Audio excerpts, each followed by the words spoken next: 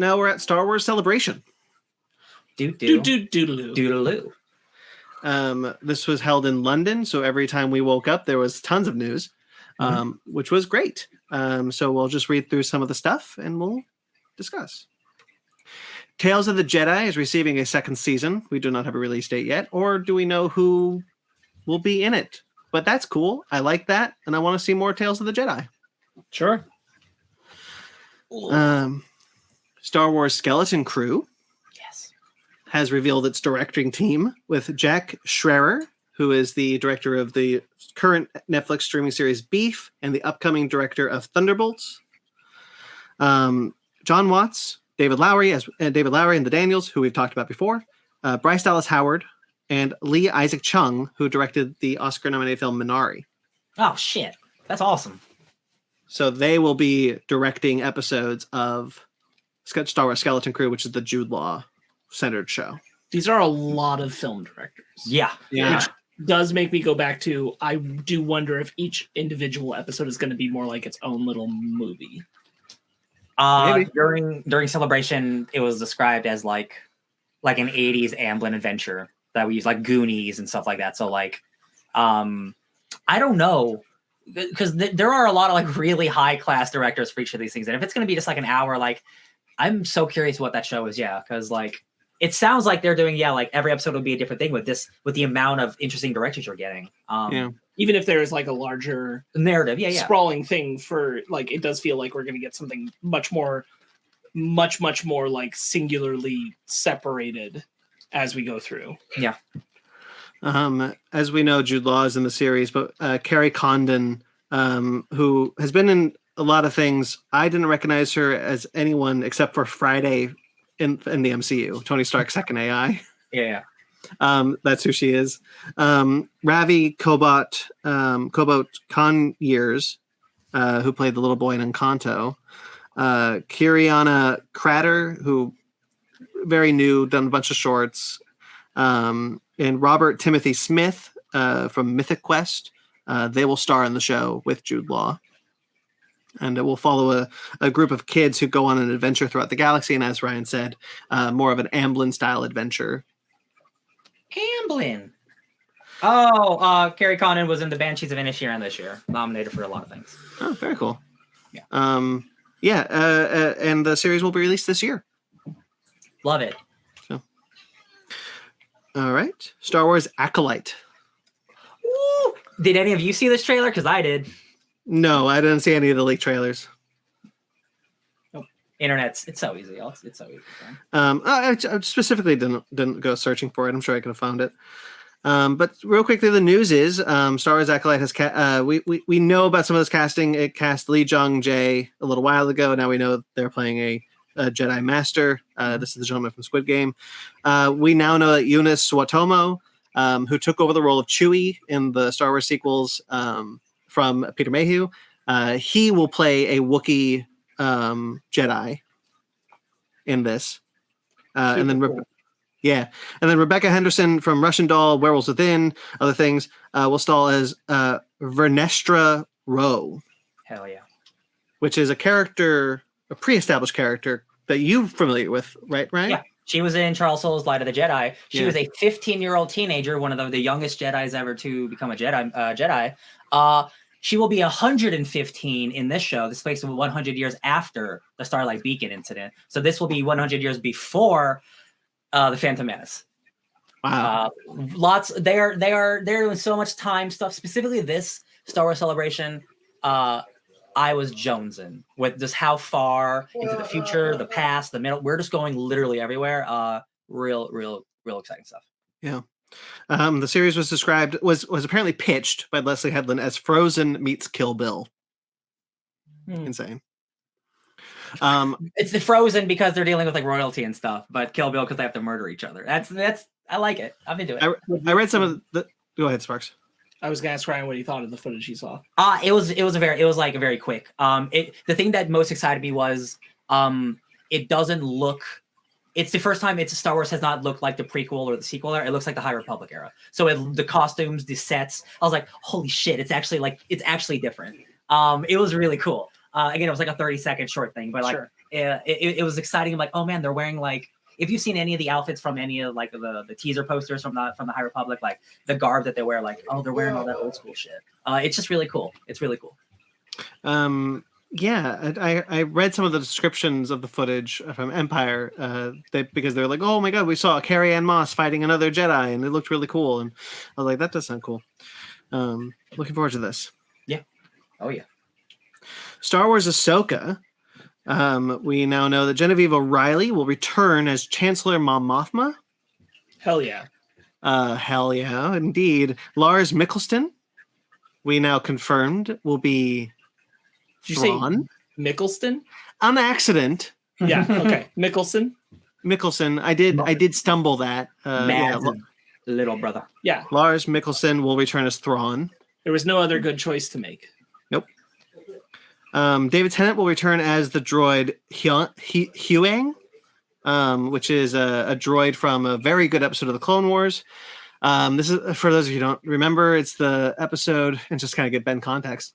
This is a droid who trained Jedi how to build lightsabers. So like he took them to Elam, where the crystals are mined, and taught them how to make Jedi lightsabers. And Ahsoka was part of that episode. Very good episode. And so David Tennant was the droid in that, and he's returning. We see him in the trailer also. The directors for this episode will be for the series will be Dave Filoni. Makes sense. Steph Green, who directed episodes of Watchmen and the Book of Boba Fett. Peter Ramsey, who directed Spider-Man Into the Spider-Verse and episode 5 of The Mandalorian. Captain Gorian Shard. Yep. I didn't know that was the director of Into the Spider-Verse, and I took that to realize that he did not return to direct Spider-Man Across the Spider-Verse. Yeah. Interesting. But yeah, so he's going to direct that episode. Jennifer Getzinger directed episodes of Jessica Jones and Daredevil. Geeta Patel directed episodes of House of the Dragon and Runaways. And Rick Famuyiwa, who we've seen direct episodes of Mandalorian before. Right on. So yeah, so old and new people coming in, love it. And Kevin Kiner, who was the composer on Rebels, Bad Batch, Clone Wars, will return to score this series. This will be his first live-action Star Wars show. He's directed like Law and Orders. I mean, it's composed like Law and Orders, tons of live-action shows, but he's never composed live-action Star Wars until this moment. That's awesome. Very cool. Yeah. I like the trailer music. I don't know if it's indicative of what the music will be in the show, but I thought the music was pretty good. I'll be honest, y'all. I popped really, really hard for this trailer, more than I thought I was going to. And it's not just, well, it's a lot because of Rebels, because I freaking love Rebels. It's a lot. It's a lot of Rebels. There's a lot of Rebels. It's a lot of Rebels, but I think just like the production value, the quality, it looks better than Mandalorian. It looks higher quality in every way, in my opinion. And yeah, like it is, again, like them doing the big swing of bringing in Thrawn is huge. It's huge. And like the ramifications of that are massive. Right. And it just looks like, well, again, whether the show, like with these Star Wars shows, like the trailers can be great and they can be hit or miss, but like I'm really digging the vibe they're putting out with this first trailer. I really dig the vibe of it a lot. Yeah, go ahead, Ben. No, I was gonna say I echo a lot of what Ryan said. Now, obviously, I don't know much about Thrawn. Only from talking to you guys. What little Rebels I have seen does make me excited because I've seen Hera was made me happy. Seeing Sabine again was like hell yeah. Yes, I know I'm on notice. I need to finish all Rebels until that show comes out. You have until August, Ben. I got until August, but I'm very excited for Ahsoka. And I feel that a Star Wars show trailer, it's been a minute since a Star Wars trailer, especially for a Disney Plus show, has gotten me this kind of like, oh yeah, this is gonna be good. This is gonna pop off. Yeah, I'm with you guys. Like so the fact of the matter, I want to get this out of the way. I have yet to see Rosario Dawson be a good Ahsoka. Of the only 2 times, admittedly, we've seen her, I have not been crazy about her performance as Ahsoka, and I'm hoping that under the kind of the strict tutelage of Dave Filoni in this episode, in this series, we'll get something a lot closer to the Ahsoka I'm familiar with, and I hope that is the case. So I'm willing to give her another chance. Mm-hmm. But it's very exciting to see Chopper again. Yeah. I'm really excited to see Hera and Sabine again, but man, I saw Chopper and I was like, I miss that psychopathic droid. I He is can't my wait to favorite see him be droid. psychopathic. He's the Didn't great, that he's the greatest droid. Doesn't that droid commit war crimes? Oh, many. Bro, he should be in jail. Yeah. He just tries to kill people in that show all the time. And He's it's like it's fine because it's a kids show, right? But like he's if you like think the about it. one droid in all of Star Wars. It's like if there's a droid that needs to be disassembled, thrown into the lava pits of Mustafar, it's that one. He'll give you a You know thumbs what? up on the way down. R2D2 is like chaotic good, Yes. and Chopper is chaotic neutral. Yes. Yes. Like he will It's borderline towards evil, but mostly neutral. like he helps the homies out, but sometimes like he'll also do something really, really messed up. And he'll put everyone in danger because Like he's just got a couple screws loose. I'll always go back to like there was a moment where he let a stormtrooper fall to his death and laughed. Yeah. Yeah. Like he's a little maniac. Okay. Seeing Lothal in live action was really cool. Yeah. I You love see it. the big tower. Yeah. I'll be honest, because like we didn't talk about it, but this was also where we learned who Mary Elizabeth Winstead is playing. Oh my And god. she's playing Hera. Oh, that made me Yeah. lose it, dude. I'm torn because Yeah? I'm excited because it means Hera's going to be a really good role. Yeah. Because it's Winstead playing her. But this is another one we've talked about before where I'm like, this could have been Vanessa Marshall. Sure. Sure. There's no reason this couldn't have been Vanessa Marshall. Like we get Lars Mikkelsen, we get Katie Sackhoff, but we can't have Ashley Eckstein and we can't have Vanessa Marshall. Yeah. And I'm like, and like they have yet to pull a Last of Us and give Ashley Eckstein or Vanessa Marshall an appearance somewhere else related to the properties of these characters they originated. Yeah. The Eckstein one, to be honest, bothers me more because there's a bigger legacy there. But like, also Vanessa Marshall's very good and like created a great Hera character. And like, I do think Winstead's going to do an incredible job. Yeah. And I appreciate her because she's a serious actor. So she's watched Rebels, so she'll embody Hera. I'm not worried about it. But like, I would have also been happy to see Winstead play someone else and see Vanessa Marshall play Hera. That is true also. Yeah. The thing of the fact of the matter is like the idea in an ideal world this show's animated. And as far as we know, up until Dave Filoni started working on The Mandalorian, it was.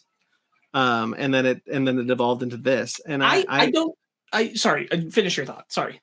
Well, I just think that like I would have preferred to continue the story in an animated format because it kind of gives us more room. It gives us more episodes to play with. This is going to be 8 episodes with a big budget, and we're going to have a lot of really cool stuff. But it does kind of limit you character wise. Yeah. And I think in an animated format, you wouldn't have the same limitations. And so I do lament that we're not getting an animation. However, I do like what I'm seeing here.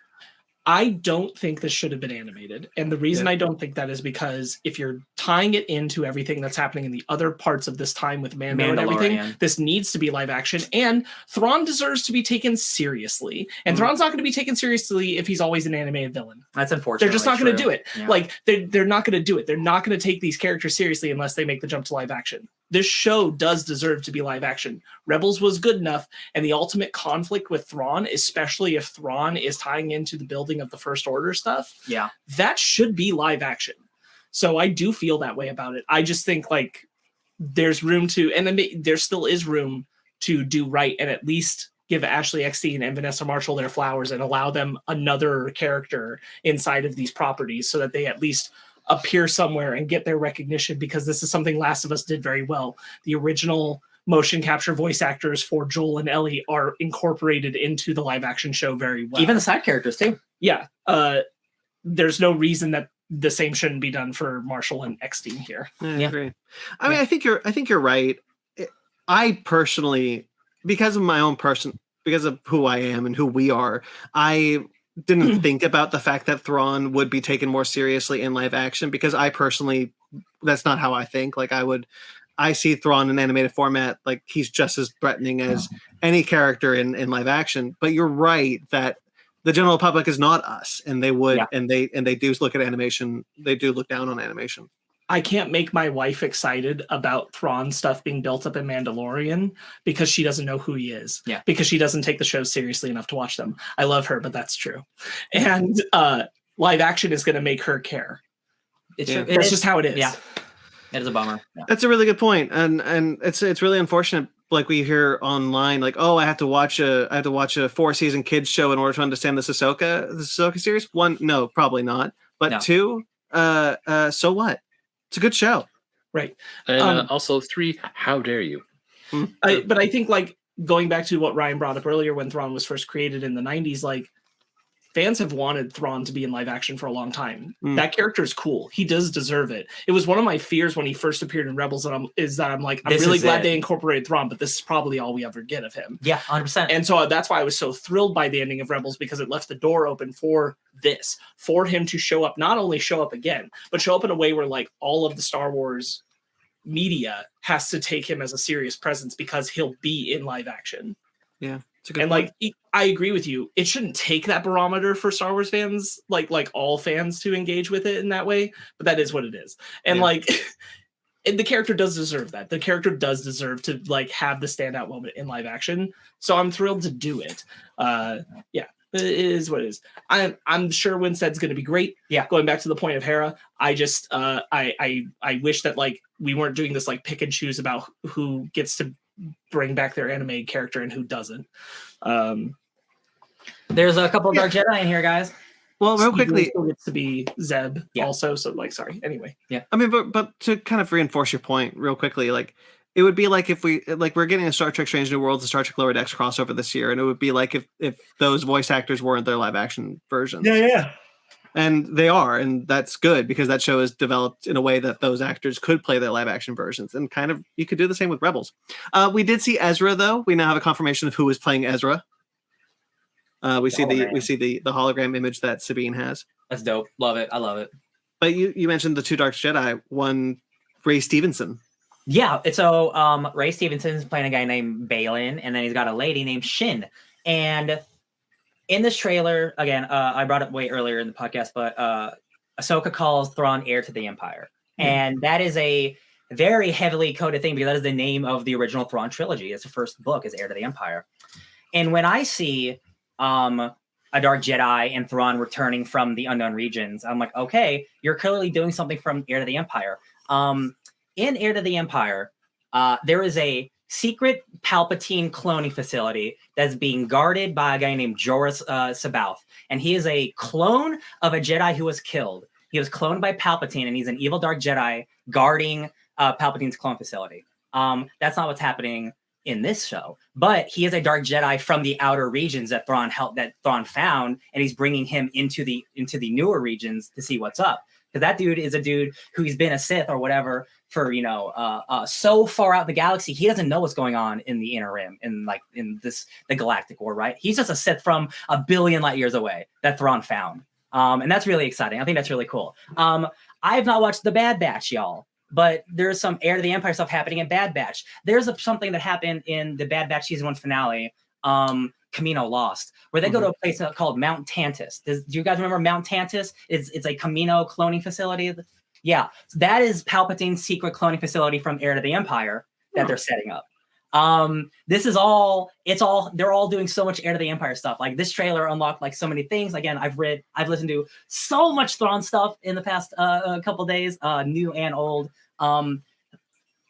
The way that they've been building to it has been, execution wise, maybe a little sloppy, but now this trailer is out. I see the vision. Like they're doing Thrawn perfectly. They're doing it good. I love it. I think it's really cool. The clone stuff, like they're not throwing that away from Mandalorian. Like I see the vision. Like it's really cool. The movie that they're leading up to, like it could be more of that, or it could be something different. I doubt it. Like with Thrawn being in live action, I think that he looks, from what we see at the back of his head, very good. How they kind of frame that, it feels like Thrawn. Like Lars Mikkelsen was obviously the clear choice to bring the character to life in live action. And you see that kind of walk, and you're like, oh, there he is. Like before I even before I even saw because the first time I saw this trailer was on my phone, so really low res. I didn't see the blue skin. I was like, oh, that's Thrawn. Yeah. Like there was no question in my head from the way he presented himself, from the way it presented that was Thrawn. Yeah. It's just really. I love that they're taking the Heir to the Empire story and they're like, okay, we don't have Luke and Han and Leia, but we do have Ahsoka and the Rebels crew that we can just replace them with. Because it is the same time period, just with new characters. And I think that's awesome. It shows that Dave Filoni, and again, I watched like all of the celebration interviews, and like the Dave Filoni one, he was getting emotional. I'm like, y'all, like, I get it. Like, y'all are so excited. I get it. If I wasn't on the stage, I'd be in the crowd with you. I am here for you. I love these guys as much as you do. I get it. And I can't say the same for all the other creatives. And that's not to say that like they don't love Star Wars, but Dave Filoni gets Star Wars. That dude knows Star Wars. Right. And I'm just hoping that everything he's building to with Ahsoka, it's able to be pulled off. Because like, if Ahsoka's not super great, man, that's going to be a lot of. Oh, we did a lot of building up for what? I mean, yeah, it's Ahsoka's his baby. Yeah. He created that character with George Lucas and has shepherded that character's entire evolution since. And I just, if he messes this up, I'd be shocked. It's gonna, frankly. yeah. I have such faith again because like them doing part Rebel stuff, which is his baby, and then just like using Heir to the Empire stuff, which is already there, and you could just adapt it differently with Thrawn stuff. Like it's so perfect, it's so well. You have a slam dunk on your hands right here, man. It feels like a slam dunk. But again, like these 8-episode miniseries things, like who knows? You know, like I want to believe so bad. This is the one that's like, oh man, I need this one to be good. I need this one to be good. Yeah, I mean, I've been looking forward to a Rebels sequel ever since we started hearing rumblings about it years ago now. So like God, I really hope this one is good. Yeah. It's just, it's going to be really cool seeing all those characters again in live action, like with the guy who made them. Like, you know, it's just, it is an exciting time. Like it's nice to like, cause you know, you can sometimes like, you know, we get old enough, like sometimes we can get cynical about things, but like this, like I really did pop for this trailer and it felt really cool. Like, man, Thrawn is such an OG school Star Wars character that is going to be reintroduced to so many more people. And I'm just really excited about that. Yeah. All right, well, let's move on. We'll probably talk a little bit more about that in a minute because they announced the upcoming new Star Wars movies. They had a big whole hullabaloo. Like, here's the directors for the next 3 Star Wars movies. So James Mangold, returning to the Star Wars universe. We know he was trying to do a Boba Fett movie ages ago before they abandoned all movies. Mm-hmm. So he'll direct the movie set around the first ever Jedi. So set at the dawn of the Jedi. It will be about the first ever Jedi. 25,000 years. New point on the timeline. It is the first. Yeah, it is the old Republic. Well, I don't think there's a Republic at this point. It's the old is what it is. It's just the old. It's just the old. This will be set the opening crawl will just be a long time ago in a galaxy far, far away. That's it. Nothing happened. That'd be really really clever, actually. This will be set in the Dawn of the Jedi, which was a new era that they've added to the timeline, and is described as a biblical epic that's inspired by Ben-Hur and the Ten Commandments. Love it. He is currently writing this as well as his Swamp Thing movie. So, oh my God, could you imagine the life he's living? Man, this morning writing Star Wars, at night writing Swamp Thing. What a life! Finishing up my work on Indiana Jones. He's got Logan in the can. Yeah, I'm really happy he's getting another chance to do a Star Wars movie because honestly, I was kind of bummed he never got to do that Boba Fett movie. I thought he could have done a really good Boba Fett movie. But yeah, now that he's coming back and we'll talk about it. We'll talk about it when I'm done reading all these. So Sharmeen Obaid-Chinoy, who we've talked about, is directing a Star Wars movie. This was the one that Damon Lindelof was a part of, who left. Mm-hmm. Now Stephen Knight is writing this one. This is going to be set 15 years after Star Wars: The Rise of Skywalker, in a new point in the timeline called the New Jedi Order. It will be about Rey Palpatine. Sorry, Rey Skywalker. That was a slip. I did not mean that. Which will be about Rey Skywalker. Daisy Ridley is returning to the role. and will be about her developing a new Jedi Order. Then was the whole point, like the Last Jedi, about maybe we don't need to build a new Jedi Order? Well, it's not necessarily. That's not necessarily the point of the Last Jedi. The point of the Last Jedi is to trying to do the Jedi Order as it was again. Yeah, was the mistake, and well, that's so what I mean. I mean, like, but she's making another Jedi Order, right. But the hope is that she would learn from the mistakes of the previous two and would build a Jedi Order that's far more, that's capable of attachments, or that's not going to fall to the same corruption that the first one did. So I think that's kind of where I hope that's kind of where they go with it, not trying to make the Jedi Order as it was, but try to learn from the mistakes of the original Jedi Orders. Finally, where Luke couldn't. Yeah, I get that. Yeah, it's supposed to be about that. Like, there still should be a Jedi Order, right? Like, there still should be people who are helping guide Force sensitive users to engage with the light side of the Force, but not necessarily teaching them the rigid structure that the Jedi used to live by in the time of the Republic. But like, and I think that will be eventually, right, bridged with Grogu. Yeah. Because there's no way they're not bringing Grogu to Rey. He'll be a crisp 98. Yeah. And then Dave Filoni will direct a live action Star Wars film that will cap off the Mandoverse. There's also, real quick, like, there's no way they don't at least ask John Boyega to come back for that same Rey film. I'm sure they I'm not sure if he'll say yes. Yeah.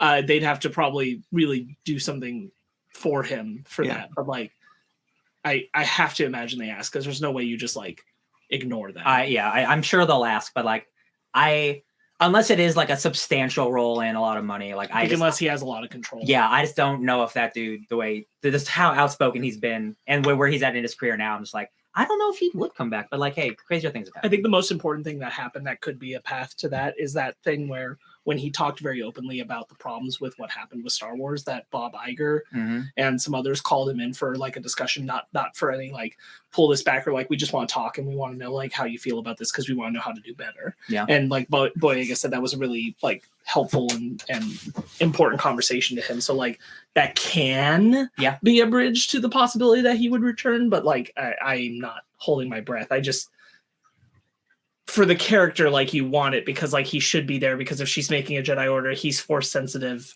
then he should be part of it. Yeah. Let's hope that they should go through with that. I am really excited for all three of these. I think all three of these have a lot of potential. Yeah. I'm actually mostly excited for 15 years in the future and 25,000 years in the past. Yeah, because it's unknown. That's why I'm excited too. Yeah, exactly. It's also nice that Daisy Ridley is coming back. I do really like her as Rey, and I'm happy to see that character return.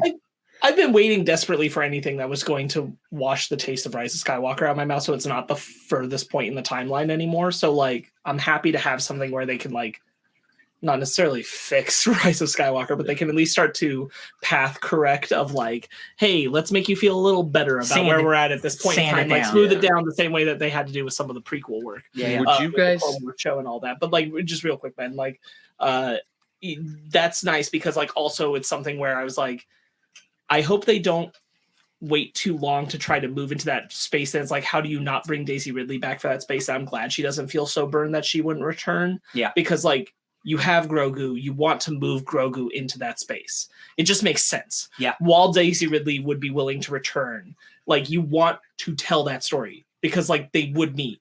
That's the thing that would happen. And that's not it's not to say that's exactly what they will do in the first movie, but that is that seems like the trajectory, and that is like Yoda started training in like when he was around 100, and that would be around the same time Grogu's age. Like, that doesn't seem not a coincidence. But Ben, you were trying to say something. You said, what would you guys think that Rey's or the new movie 15 years in the future will be called Star Wars Episode 10? No, because that's the Skywalker saga, right? Yeah. So it's the Skywalker saga is the prequel original, and these all feel like they're meant to be standalone. And I say that because they put up this timeline where they added the two new eras, and they said every every project will span these eras. So we're not going to be stuck in one era anymore. We're going to move around specific eras. And that just kind of feels to me like, while sequel potential, it could be there. At this moment, they're being conceived as standalone. Okay. I do think eventually, Ben, there will be an episode 10, but I think we're a long ways away from it. Yeah. When they're willing to divorce themselves from the idea that the episode titles mean Skywalker. Okay. I think they were going to want to keep the main core thing generational. So I think we will get a bunch of Star Wars movies, but we won't get 10 for a while, I think. Okay. Yeah. And then that would be like a big deal. Like, no, this is episode 10 of the saga movie. You know, they can make a whole thing about that. Yeah. Real quick on the Filoni movie, like, I hope that they don't rush to this conclusion. That's my only thing. Like, now that they're announcing it now and the Ahsoka show hasn't even come out, like, I don't want them to drag their feet through it either, but I don't want them to rush towards it either. I'm like, this should be fully filled out if you're going to bring all these Mando characters and Ahsoka characters and Luke. I described it to you. Because he will. Oh. I described it to... Look, I get it. Yeah. I get it. But objectively, Luke should be part of this story, even if only in a minor way. If it's Thrawn... I agree. Recast him. I mean, I agree with that too. Yeah. Here's the thing. I'm happy. You want to bring in Luke because this is doing Thrawn stuff, and Luke needs to be a part of this, a part of the story. Great. If you cast him, great. I'm so in for it. I'm not here for CGI Luke. Or bare minimum, at least, just don't use the voice thing. Just let Mark Hamill record the lines. Damn it. Yeah. I was talking to Sparks about, like, I don't think this movie is going to be, it is the end of the Mandalorian saga, right? I think this is like the end of the phase 1, basically. Because like the Mandalorian will go on forever, right? But like whatever they're building towards, it's not even ending in Ahsoka. I think Ahsoka is like the match that will spark whatever happens in this movie, right? This is a question, like, do you think Ahsoka is a 1-season show? No, because in the interview, she was like, and y'all, if you like the show enough, we want to do a season 2. Let's get it.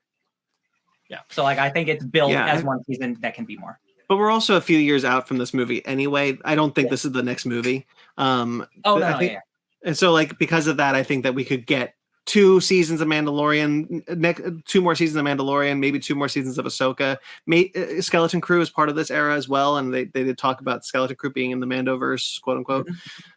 So like, I still think we get seasons out of it, but I do agree with Sparks. I want them to take that time. I want them to take that room, not rush to this movie conclusion, because I've seen this happen with comic books a lot, where like, if you got a destination in mind, you decide that you just want to get there as quickly as you possibly can, and you lose something along the way. And I don't want to see that happen with this story. I think there will still be a story with Din and Grogu post this movie, and post the Thrawn stuff. But I do think this movie needs to be probably the epic conclusion of Thrawn, right? Like, and so I want them to take their time getting there. Yeah. That's the thing. The movie should be the conclusion of like, this is the big final thing with Thrawn. That's the thing that excites me about this movie more than anything, is that it's Thrawn on the big screen. Yeah. Right. So like, let's say we get this season of Mandalorian, right? They already, even if Thrawn isn't like a major factor in the last couple episodes, like he is a factor of the season in some capacity, right? That will lead into Ahsoka. We get 1 more season of Ahsoka. We get another season of Mando, and then we get the movie. I think like 3 seasons of a Thrawn, might be enough, I think. Yeah, I agree. I also really, really hope, kind of going way back, but like that we get much more Mothma across all this, because I think Mon Mothma is a very easy way to give us this insight into what was going on with the New Republic and the ultimate like shift to the Resistance splitting off from that, because you can't do it with Leia easily unless you're willing to recast.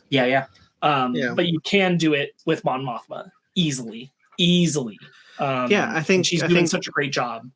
The fact that Genevieve O'Reilly is in Ahsoka is very exciting, because I really like her as Mon Mothma, obviously from Andor, but for that very reason that you just said, Sparks, that like we can get more about the New Republic, because they even said on the stage, like, this would be the New Republic against the Remnant Empire, which is what they call the Empire around that's still around. So like Genevieve O'Reilly has to be a big part of this, and that's really cool, because she would be the one being like her politicians are the ones where are the ones that are kind of telling her not to worry about the Remnant Empire, but she knows what's up. She just can't really do a lot about it. Her hands are tied, which is why she sends Leia to the Resistance. Yeah. And so we could see that. We could see that happen. That's just really exciting to me.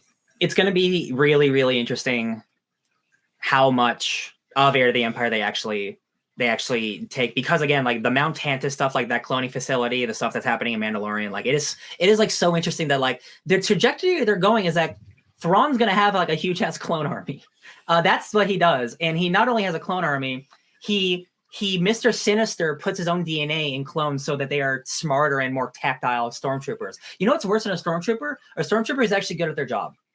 That's why Thrawn is such a threat. God, I'm so excited, y'all. Like, even if I don't know, like Thrawn himself will be dope because I got the actor. You know, Filoni knows how to write Thrawn. Like he did himself in Rebels. So like I'm just really excited. Like this was a really good Star Wars celebration. Like these are projects that are all probably actually going to happen. You know, like I'm not worried about these ones not happening. Right. My only other thing is looking at the Ahsoka trailer. Like, where is Rex? Is he safe? Is he all right? Yeah, same. I hope. I'm sure we see Rex. We gotta. Grayson in the chat, however, I do want to acknowledge Grayson's latest comment. Was it just a fan casting when someone mentioned Sebastian Stan could pull off a young Luke? Yes, it was a fan casting. I'm not sure if I still am on board with that casting, but I wouldn't mind it, frankly. He's definitely got the look. Yeah. I don't know if I'd have to see more of what other roles he's done if he could play like the Luke type character. He's definitely got like his face down. Yeah. But like, can he be Luke? I don't know. But that said, like all three of these movies get Sebastian Stan, Alden Ehrenreich, and Billy Lord all together, and there you go. There's your Luke Leia and Han. Oh my god, that's my dream, dude. Sparks. That is for real. Like I just want those characters to be around with new people. Just let it happen. Yeah. That's the reason why I also said Ahsoka could be animated, because I mean I've talked a lot about like you can have Luke, Leia, and Han's stories continue in animated format post Return of the Jedi, and that would be really easy to do. And you know, you could have done that in an Ahsoka show. That is unfortunately the hardest thing about like trying to do post Return of the Jedi stuff with your OG cast, because they're all either dead or like 80. Yeah, that's just the unfortunate thing. I think honestly, like we're gonna reach the point where they're either gonna decide like we want them to be directly involved or we don't. Yeah, and like you bite the bullet and you bring in Alden Ehrenreich and you recast Luke and you bring in Billy Lord. I want to believe that that's what will happen. Well, or you don't make that decision and you don't involve those characters. But if you are going to involve those characters, then you have to bite the bullet and make that decision. And say, yes, we're committing to our recasting. Here's Alden Ehrenreich picking up Han Solo again. Deal with it, because there's so much story potential that you're just ignoring because you don't want to deal with like the acting of it all. Like not having those three guys around. Like what are they all doing? They're doing stuff. And that's the problem. And that's the problem with using like these CGI doubles, these deep fakes and whatnot, that you're only using them as action figures at this point. You're not using them in any meaningful way. And if you like Spark said, you gotta just finally be like, no more half measures. Are they going to be in this story? Are they going to be a part of the story or not? And if they are, you need to recast them, because that's the only meaningful way that they could be. Yeah. But anyway, I'm really excited for all three of these movies. I think this lineup looks really great. I'm kind of with Ryan here. Like, I think the celebration was awesome. There's a lot here that I'm very positive on. I think that I do feel confident that all three of these can be made. And I feel confident for the future of projects set in different time periods. You know, that's why I was always been excited for the Acolyte, because now, and here's the thing, the Old Republic was on that timeline. We could potentially see either an Old Republic movie or series sometime soon. Oh, yeah. Well, and it's not just that. It's the fact that they were willing to say, like, the timeline now goes past Rise of Skywalker and the timeline now goes past the Old Republic. Yeah. Like, we're going beyond all those things. So the whole galaxy has opened up. There's a lot more storytelling available. And, like, we're not going to get into it and talk about all the titles, but, like, they're still pushing very hard on the High Republic book and comic world. Yeah. And, like, they're still publishing a lot of stories that matter to the material that we're seeing in the films and television shows. Yeah. The Knights of the Old Republic remake, which got shelved for a little bit, that because most Star Wars games, if they come out, those games are canon. Like that would have been the canon retelling of that original game. But now that's 4 years away, probably. Gotta hope that still comes out. Yeah. The timeline for those of you who don't know, I did write it down. It will be the 2 new eras. So Dawn of the Jedi is the new era added, and then it's the Old Republic, the High Republic, the Fall of the Jedi, Reign of the Empire, Age of Rebellion, the New Republic, the Rise of the First Order, and now a new Jedi Order. And I think that's really cool. I liked everything here. I like timelines. Some updates happened. We don't know. There are other Star Wars movies that we've heard about over the years. Sean Levy, obviously, but Taika Waititi was one of them brought up. Real quickly, Lando, apparently they announced the Lando show a while ago. And Donald Glover spoke about it and said that they are still talking about his return as Lando. It's just got to be the right project. So I'm really happy that he's kind of being protective of that while also willing to come back because he is perfect casting for Lando Calrissian. Taika Waititi Star Wars film. They talked about Kathleen Kennedy was asked about that, and she did say it's still in the works. He doesn't really want to bring others into that process, and I don't blame him. He has a very unique voice, so we want to protect that, and that's what he's doing. Sure. So the Taika Waititi Star Wars film is still happening. IG-11 story. What happened to his body after they left his body massacred in Navarro? Became a statue. What? Why are they so crazy? Who would do that? Grayson live in the chat says, "I'd love to see Sam Witwer as Starkiller, even if they water him down. But I really did have fun with that character in Force Unleashed." Yeah, Starkiller is interesting because Dave Filoni tried to adapt Starkiller as one of the Inquisitors for Rebels, and Sam Witwer was going to play him. Yeah. I'm at the point where I'd rather see Sam Witwer come back as Darth Maul and like follow up on whatever the end of Solo was. Yeah. 1000%. What are you doing? Crimson Dawn? Read the comics. What if? No, I don't want it to happen in Andor. Never mind. Rian Johnson Star Wars film. So also asked about that. Mm-hmm. So Kathleen Kennedy said, Ryan and I talk all the time. He is unbelievably busy, so we're not actively involved in anything at the moment because he's doing another one of the Glass Onion movies. And then God knows what else. But he really wants to step back into the space. It's a big commitment of time, so that's really on him. Which translates to me, stop asking me.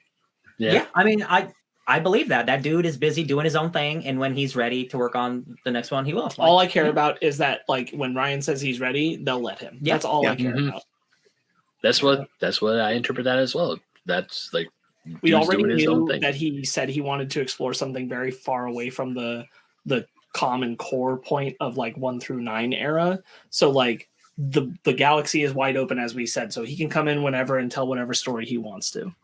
Yeah, I really hope he does. Room boy. I really hope he does because I mean, obviously I love The Last Jedi, but I gotta be honest, I do not believe he'll ever do that another Star Wars movie. I'm happy with whatever he wants to do, and I do still want it. I just don't believe it's ever going to happen at this point. Yeah. Whatever makes it so you can sleep at night, my friend. I mean, it's better than just constantly begging for it. At any rate, I'm excited.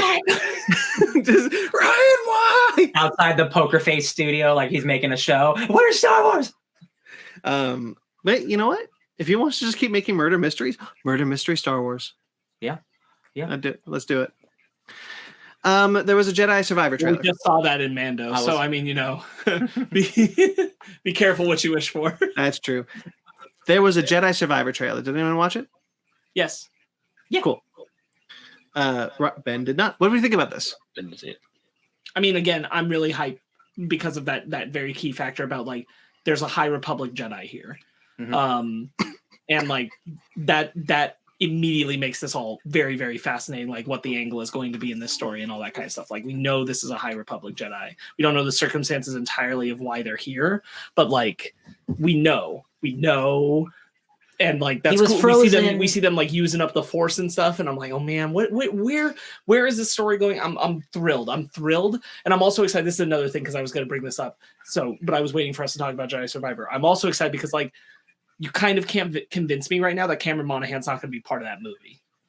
Oh, sure. Like you don't cast Cameron. We talked about before when Cameron Monaghan first came on as Cal, but like you don't cast him without the intention to bring him to live action. Yeah. So like I'm sure eventually he becomes part of all this Mando Thrawn stuff as well. They're gonna have to age him up a lot. Do you think he survives? I don't know that they really will, because Cameron Monaghan's like aging pretty well as is, and like they've already like he's far along away from where he was as a Padawan apprentice when Order We're 66 still happens. before episode 4.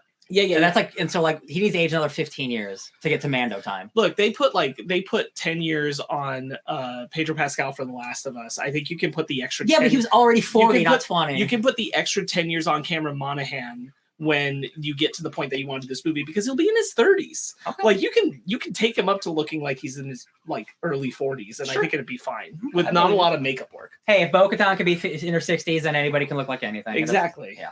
I was just about to say, yeah, Bo-Katan. I'm just saying, there's no way like you're building up Cameron Monaghan and you don't want to bring him. No, of to course. this So- stuff as well. So you don't think his story ends with him dying before A New Hope? I do not. You cannot. I don't think you get an actor fundamentally like that. don't believe Cameron Monaghan was put into this role to not get a live action appearance somewhere. Yeah. Right.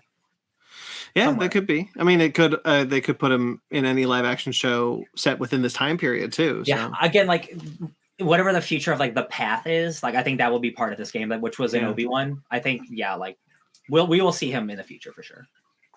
Yeah, that'd be cool. I'd like to see him in this. Honestly, like this movie could be really cool. Fix the lightsaber effects, please. Anyway. Oh, I meant to ask, what color are Ray Stevenson's lightsaber? Orange. Interesting. I didn't Yep. catch that. Yep. They're not. A lot of people are saying they're not kyber crystals. Oh, yeah?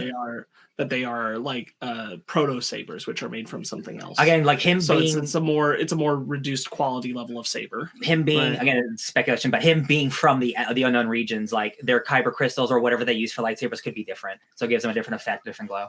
Interesting fun This- fact. Go ahead, Ben. No, I was about to say I could have swore there was another. It was either Plo Koon or a different Jedi who had a orange I was saber. just about to say, Plo Koon's toy originally had him with an orange saber, and then The thing is, like, the light effect on this, even compared like against Ahsoka's, it doesn't look like a lightsaber looks. Like, it's not just the color; It's different. It's the way that the light is. Like, it is not the same. no, real quickly, just to finish telling Ben what this is. So it's most likely a reference to the fact that originally in the Phantom Menace, they didn't know that the only color scheme for Jedi lightsabers were going to be blue and green. Up until the Phantom Menace, they thought they could be any color, and then George kind of stuck it to blue and green.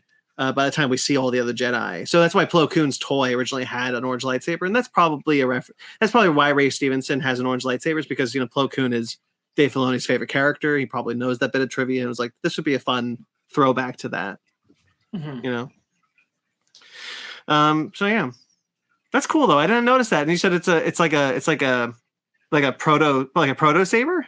That's what some people have been calling That's a it. speculation. Yeah. But like, I think just like the main thing is if you look at that like shot where him and Ahsoka are clashing, like those lightsabers are very clearly a different light effect. It's Yeah. not just the color; like they are being designed differently. Like they are different types of sabers. Also, the way that Balin, that's the character, like the way that he was just like deflecting was like very like mechanical, like Yeah. and I'm like, this dude's awesome. I cannot wait to see this dude fight some dudes. Some people are wondering, like, I don't think this is true, but do you guys think that they are fighting in the world between worlds? That I saw people speculating that. Yes, Hmm. I would need to really do a freeze frame hardcore because I didn't. But like, I wouldn't put it past Filoni. I get the didn't- impetus of like the way that space looks, but I just don't think that's what's happening. Yeah. I didn't immediately think that, but Ahsoka's logo has the symbols from the world between worlds. Yeah. So I did expect to see it at least at some point in this show. Oh, another fun thing. The Jedi Temple in Octo that Luke trains at in Last Jedi. There's a symbol on the floor, and that is the symbol of the 25,000 years Dawn of the Jedi symbol. So Yeah. whatever temple the Luke was training at is a really, really, really old temple. And that's cool. I don't think they said this. I think this might have been speculation, just based on what people said, but it does sound like James Mangold will at least visit Octo at this point in time. Yeah. Because you're right, it is the same symbol. Could be like an original old school temple or something. Yeah.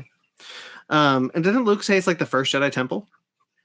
No, they said something along the lines of like, I think it was Han who was saying like, Last I heard, he went to go like find a way to commune with like the older set of the Force, like an older Jedi way. I don't remember. I don't remember the exact wording, but it's something like that Han says. Pretty sure. I think he said the first Jedi Temple, but it's been a while since I've seen it, so I'm willing to just. He was looking for something. Yeah. But yeah, that's cool. I'm really excited for this. I am too. Yeah. Anything else you want to talk about Star Wars Celebration? No, just that watching all those interviews and seeing all those celebrities, and they're all famous, but like some of them, like a Genevieve O'Reilly, isn't like as famous. So when they come to a convention like this and there are thousands of fans screaming at them, they're like, "This is insane! I can't believe it! Thank you guys!" Like Mary Elizabeth Winstead's freak out because she didn't know they threw up the picture of Hera behind her when she was asked who she was playing. So people start cheering before it's even announced, and she was like, "Wow, that's crazy!" And like, so it was Sabine, Ahsoka, and Hera, like the actors all together, and they were all look at they're the cosplayers for your character, and it was just like, man, like I love conventions, and like Star Wars Celebration is like extra special because everyone's there for one thing. Here's the most important thing I'll say about this celebration that I think like has given me the most like rejuvenation feeling for just Star Wars in general is that this is the first time where I felt like Lucasfilm is showing, not telling, that they are making good on everything is expanding the same story, because we have so much clear crossover between comics, books, video games, animation, and movies, live action, all right here at this celebration, that they are making clear like these things are linking to this story and XYZ and all this kind of stuff, and like we are bringing these characters over to live action. All of this matters. All of this is being thoughtfully cared about. All of this is being considered for how it expands the entire story of the Star Wars galaxy. Yeah. And I think that's the most encouraging thing about it, is because like it does feel like there's a very thoughtful consideration of like, we want to tell all kinds of stories across all this space, and we are actively thinking about how they work into each other. Yeah. Not even if it needs to be direct, but like that these things all exist in the same balance of storytelling. Right.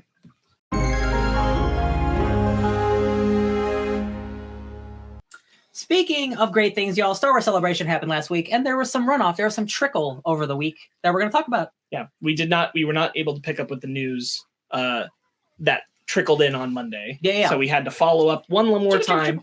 Couple of Star Wars bits. Doodaloo. First, we're going to talk about some comics. A new Star Wars event's coming out soon that I'm pretty excited for. It's called Star Wars Dark Droids. It will be a major crossover event in Star Wars line. The main miniseries will be written by Charles Soule and drawn by Luke Ross. Those are both people who have done so much GD Star Wars content. Luke Ross has drawn, I feel like, almost every miniseries I've ever seen him do. He did Thrawn, and he did Darth Maul, and he's done Vader, and he's done Obi-Wan. He's done everything. They know Star Wars like the back of their hands. Yeah. Exactly. Charles Soule, he's incredible all the time. A mysterious new threat called the Scourge corrupts droids, cyborgs, and everything in between, spreading chaos throughout the galaxy.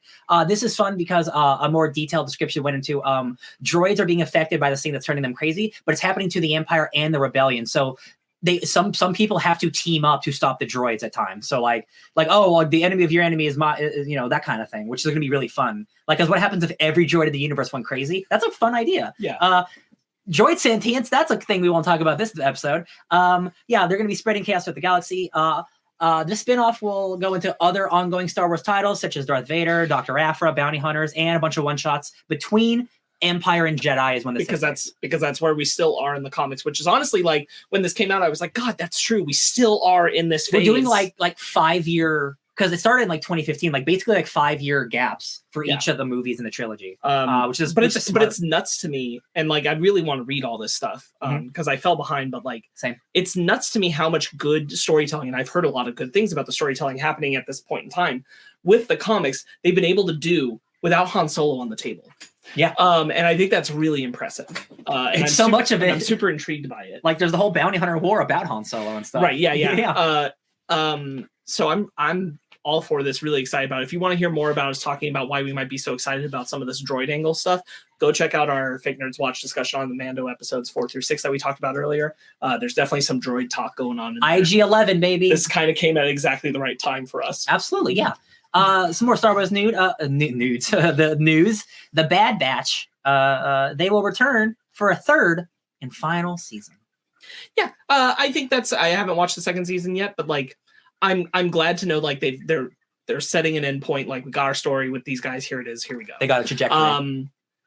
I will say, like, I didn't mention it too much earlier, but when I was watching the season 1 finale, the last episode of season 1, the one before the 2-part finale is where they basically discover stormtroopers for the first time, and they learn about them, and that they're replacing clone troopers with stormtroopers, and that they're using clone commanders to train them initially, and that the clone commanders, like, there's kind of an in-canon reason why stormtroopers, at least early stormtroopers, suck. It's because clone commanders didn't teach them everything they know, because they were like, well, that'd be really stupid of me, wouldn't it? So clone commanders didn't trust the stormtroopers, so they wouldn't teach them all of their tricks. Smart. That's why they suck so bad. Love it. It's really cool. That episode in particular, I meant to shout this out also. Bad Batch, something I really love about it is that episode features a lot of like the early, like when you're first on the Death Star, hearing like going around and hearing the stormtroopers in the Death Star, like that music. That there's a lot of that in here, a lot of the very early New Hope vibes. Yeah. And then when they go back to Camino for the season finale, you get a lot of like John Williams' score for Camino comes back around, and it's very powerful and effective. Camino lost. The Bad Batch stuff is really good. I think that they've asked and presented a lot of great questions for like how smooth was for the troopers coming from the clones is the main focus of like that transfer of power where the clones go away and the troopers take over. But in a bigger way, how ready the Empire was to jump into a militaristic state because of having watched it be successful with the Republic Army, and like looking at it and being like, well, we could take all these pieces and basically rally a mob of people to want to be part of it in a human way, because they distrust the clones. The clones have a moral compass because they worked with the Jedi. Yeah. And so they're like, the clones don't quite work for us. We want people who are committed to the cause or feel like they are constricted by fear. Can be manipulated. Right. Yeah. And that's so important to them, which is why Tarkin is one of the people who pushes for the creation of the stormtroopers. It's really, really fascinating, and I think it's a great era to explore of how the Empire was able to mount their military power so quickly as an echo of what the clones were during the Republic Wars. So I think that's really cool, and I'm glad that they're like they've set, hey, we're doing this story at the end. It's not here in the news, but we do know that Ming-Na Wen was announced as a character returning to the Bad Batch as Fennec Shand. Oh, she's in the first season. Yeah. So we're seeing her again for this third season. People who are watching know that there's going to be like, I'm very interested what they're going to do, what kind of lingering questions, because like I don't think everybody in the Bad Batch is going to survive their way out of that third season, but somebody is. Sure. And I'm really curious where those characters could turn up next. In particular, a character named Omega. So there's some really fascinating stuff about like where this is going to leave. Again, like we're talking about all the like places for storytelling to go. There's some really interesting stuff. I'm wondering what we're going to see next. So I'm super happy for them. I'm glad that they have a solid, like, this will be our final moment. Grayson is in the chat saying, oof, I'm looking forward to this. I'm certainly enjoying where they're at in the Bad Batch. He wrote that a little while ago, so I'm assuming when they find out about the stormtroopers. Yeah. So in general, just like I just like when they're saying with these animated shows, which has happened, now with 3 of them, only one has not been given like we know we're ending right here and here we go. And that was Resistance. But like Clone Wars ultimately, not at first, but ultimately did get its ending. And so too did Rebels, and now the Bad Batch. I'm always happy when that happens. And honestly, like one of these closing opens the door for another potential animated series. Who knows where that could be at in Star Wars? Doodaloo. But I'm very excited. Well, moving on to the more Star Wars, we got a little bit of casting news. In Ahsoka, the Ahsoka show, Wes Chatham has been cast. He was in Tenet and the TV show The Expanse. He will star as the right-hand man to Thrawn. I'm curious who that is, because he already has a right-hand man to Thrawn, and we saw him in the episode 7. His name's Captain Pelion. Also, I'm curious because in the Star Wars Thrawn novel that I'm currently listening to, despite that is a before episode 4, so it doesn't make sense. But he does have a younger right hand man, and I'm wondering if they're going to bring him in, or it's a new, different right hand man, or I've seen some people theorizing that it's I forget his name, but when we read the Thrawn comic, there's a guy in the Empire that he pulls out of the Empire and sends to rendezvous with a Chiss and meet up with her, and that's just kind of left as like this note that's not picked up again. Oh, because that happens in a later Thrawn book. Yeah, because that Thrawn comic is a shorter version of the book. Right. So I'm wondering if it could be that guy. Yeah. I forgot. Some other people have like thrown that out there that like there's enough similar face representation between the comic and the actor that I'm like, could be. Bring more Chiss in, baby. I love it. I'm all about it. And this will take us, y'all. This is going to take us into trailers. But we have a trailer. Ooh, I'm going to pull it up now. We have a trailer for a little show called Star Wars Visions. I'm going to bring up that share screen now. So all our friends at home, sorry, audio listeners, you can see what we're talking about. Bing bong. No, I don't like this. Can I change this? Siri, change this. Better. Good enough. What do you guys like better? You like this one better? You like this one better? We're a little smaller in this one, so maybe We are. it's the one where we're on the side. There you go. I'm just asking, it's a work in progress. We're going to talk about Star Wars Visions. I haven't watched season 1. Have any of y'all watched season 1 yet? I I watched parts of season 1. Parts of season 1. Beautiful. Well, We'll be revisiting it soon. we are probably going to talk about season 1 before this one comes out. I think this was incredible. Not that the first season didn't look incredible. I just haven't watched it yet. They're the most shocking one to me, which I knew the studio was involved, but the one that I was most fascinated to see and really is visually standing out to me is the Aardman. Oh, yes. 100%. Which is, Wallace and Gromit studio. And when we get to the Aardman stuff, I'm like, yo, this looks so weird, but somehow a Wookiee looks so right in Aardman animation. It looks nuts. There's a lot of great stuff here. I'm really glad that we're this season in particular, standing apart from the first one. There we are, the Aardman stuff. It's insane. I can't believe it. It's nuts. I can't believe, look how good that Wookiee looks. I want to hug him. I want to hug the Wookiee. What I'm really excited about is and we know because of the diversity of these studios, the first season was really great. I'm really happy all those creators were involved, but it was very anime leading heavy. Yes, it was. And this season feels much more really across the board of different styles and takes on animation, and I'm really, really excited. One of them looks like an evolution of what the Clone Wars look like, just a hyper, a really good version of what the Clone Wars look like. Right. This definitely makes me excited. This is also that one in particular where she's facing down the TIE fighter looks really great. Love it. Art, it's so good. Love it. Yeah. I'm thrilled. I'm thrilled that Lucasfilm has embraced this let's have fun with Star Wars beyond the lore and the canon. I think this is a wonderful way to explore it because all the emotion you feel from all the stuff you're shown in this trailer is still very in tone with Star Wars. I didn't see the double bladed that was part red, part orange. Oh shit. That was pretty sweet.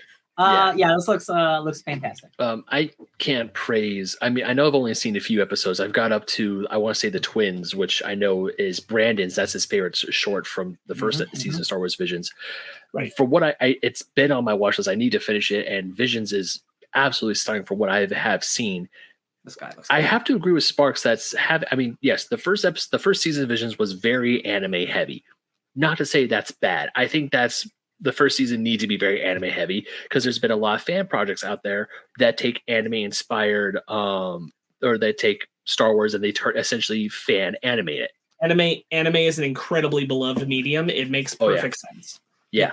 And now seeing the second season of Visions where there's different styles of animation, I also think this is great. And also I just love how these are all just one shots, or all these episodes. There's no grand arching story. It's an anthology series. You don't have to watch 1 through 3 to understand what happens in episode 6. Right. It's fantastic. And I love that Lucasfilm is letting these animation studios hey, you want to do a Star Wars thing? Go nuts.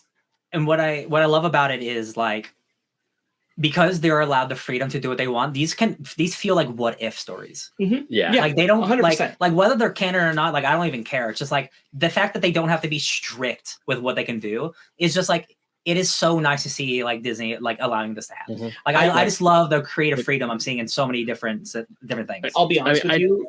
I really wish Gendy would get to come back for one of these. Oh shit! Like get back and like be man. able to do something completely unrestrained. Yeah, I see it in my brain. Yeah. I can see that happening. Absolutely.